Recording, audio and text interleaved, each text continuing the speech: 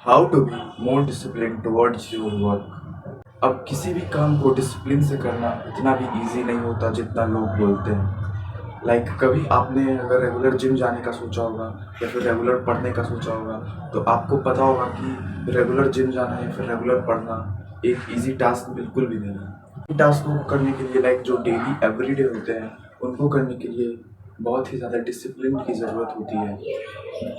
वो काम सिर्फ एक ऐसा बंदा ही कर सकता है जिसके अंदर डिसिप्लिन कूट कूट के भरा हुआ हो, और वो कभी भी अपने काम से समझौता या फिर अपने काम को छोड़ के कोई और दूसरा काम नहीं कर सकता है। उसी टाइप के बंदे डिसिप्लिन के साथ डेली एक काम को कर सकते हैं। अगर आपको भी ऐसा अपने अंदर बिल्ड करना है कि मैं जो भी काम करूँ डिसिप्लिन के साथ करूँ, तो आपको कुछ ऐसे क्वालिटीज़ या फिर ऐसे ट्रेट्स अपने अंदर ढालने पड़ेंगे या लाने पड़ेंगे जिसके कारण आप डिसिप्लिन से काम कर पाओ। तो डिसिप्लिन एक ऐसा चीज़ है जो आपको अपने आप से ही लड़वा देगा। अगर आपको वो चीज़ करने का मन नहीं है फिर भी आपको करना ही होगा। डिसिप्लिन आपको पहले तो खुद को आईना दिखा देगा कि तेरी औकात यहाँ पे है। तो अगर आप किसी भी काम को करना चाहते हो, रेगुलर बेसिस पे करना चाहते हो, तो पहले तो आपको खुद से ही लड़ाई करनी होगी उसके लिए। पहला स्टेप यही है अपने अंदर सेल्फ डिसिप्लिन बिल्ड करने का, वो है कि बिल्ड अ स्ट्रॉन्ग माइंडसेट। अब आपको डिसिप्लिन के लिए ऐसा माइंडसेट बिल्ड करना है कि मुझे ये काम करना है आज, तो करना ही है, चाहे कुछ भी हो जाए। भले ही आप उस काम को बेस्ट डिलीवर ना कर पाओ, लेकिन आप उस काम को डिलीवर कर रहे हो। यही है डिसिप्लिन का मतलब। लाइक अगर आप सोचोगे कि मैं ये काम करूँगा तो बेस्ट तरीके से ही करूँगा या फिर नहीं करूँगा, तो वो काम होने नहीं वाला कभी भी, क्योंकि कोई भी चीज़ कभी भी पूरी तरीके से बेस्ट नहीं हो सकती। तो आपको बस डिलीवर करने पे फोकस करना है, ना कि उस डिलीवरी को बेस्ट करने पे। तो अगर आप कोई काम या फिर पढ़ाई कर रहे हो, तो ऐसा नहीं सोचना कि मुझे आज बेस्ट तरीके से ही पढ़ाई करनी है। आपको बस पढ़ाई करना स्टार्ट कर देना है वहाँ पे, क्योंकि अगर एक बार आप पढ़ाई करना स्टार्ट कर दोगे तो आपका माइंड और बॉडी उस फ्लो या फिर उस फ्रीक्वेंसी के साथ अलाइन हो जाएगा, और फिर आप पढ़ने लग जाओगे ऑटोमेटिकली। क्योंकि किसी भी काम को करने का सबसे हार्ड स्टेप होता है उस काम को स्टार्ट करना। तो आप जब उस काम को स्टार्ट कर दोगे तो आपकी बॉडी और आपका माइंड दोनों उस काम के साथ अलाइन हो जाएगा, और आप उस काम को बेटर तरीके से कर पाओगे just because you started the work.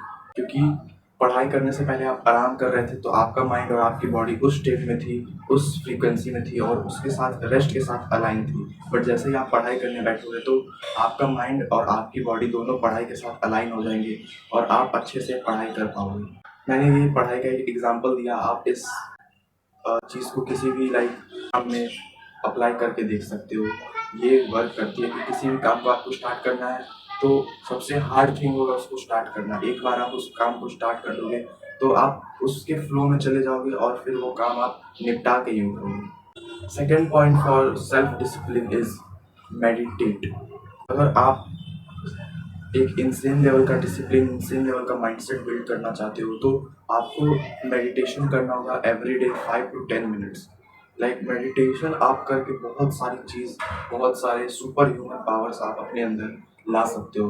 Discipline, confidence, mindset, बहुत सारी चीज़ें हैं जो आप मेडिटेशन करके अपने अंदर ला सकते हो, और मेडिटेशन के बहुत ही इंसेन लेवल के बेनिफिट्स भी होते हैं। एक बार अगर आपने कभी ट्राई नहीं किया तो करके देखना। आपके अंदर बहुत ही ज़्यादा सेल्फ कंट्रोल, बहुत ही ज़्यादा thinking power increase, focus increase, बहुत सारी चीज़ें हो जाएंगी आपके अंदर, और आप मेडिटेशन से एडिक्टेड हो जाएंगे।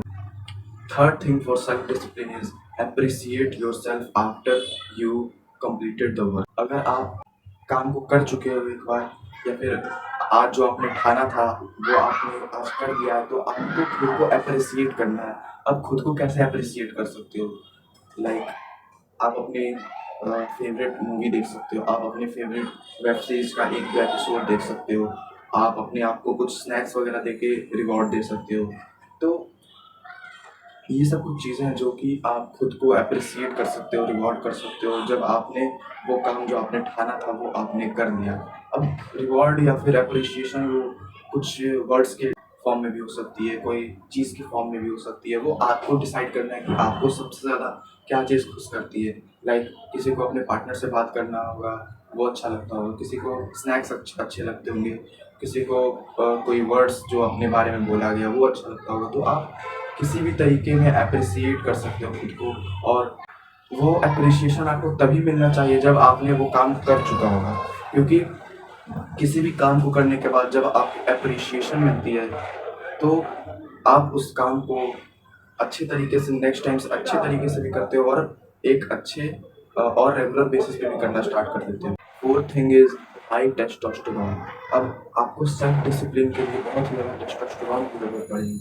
अब मैं ऐसा बिल्कुल नहीं कह रहा कि लड़कियां सेल्फ डिसिप्लिन नहीं हो सकती, क्योंकि मेरा चैनल मेनली मेल्स पे बेस्ड है, तो मैं मेल्स के पर्सपेक्टिव से बोल रहा हूँ कि अगर आपको सेल्फ डिसिप्लिन चाहिए तो आपके अंदर बहुत ज़्यादा टेस्टोस्टेरोन होना चाहिए। अगर आपके अंदर टेस्टोस्टेरोन की कमी है तो आप कभी भी अपने लाइफ में ना सक्सेसफुल हो पाओगे, ना आप कॉन्फिडेंस बिल्ड कर पाओगे, ना आपके अंदर सेल्फ डिसिप्लिन आएगा। तो फर्स्ट थिंग आपको क्या करनी है, आप अपने मर्दाना हार्मोन यानी टेस्टोस्टेरोन को पीक पे लेके जाना है। अब टेस्टोस्टेरोन कैसे पीक पे लेके जाना है, उसकी वीडियो शायद मैंने बना रखी है या नहीं बना रखी, तो मैं फ्यूचर में बनाऊंगा।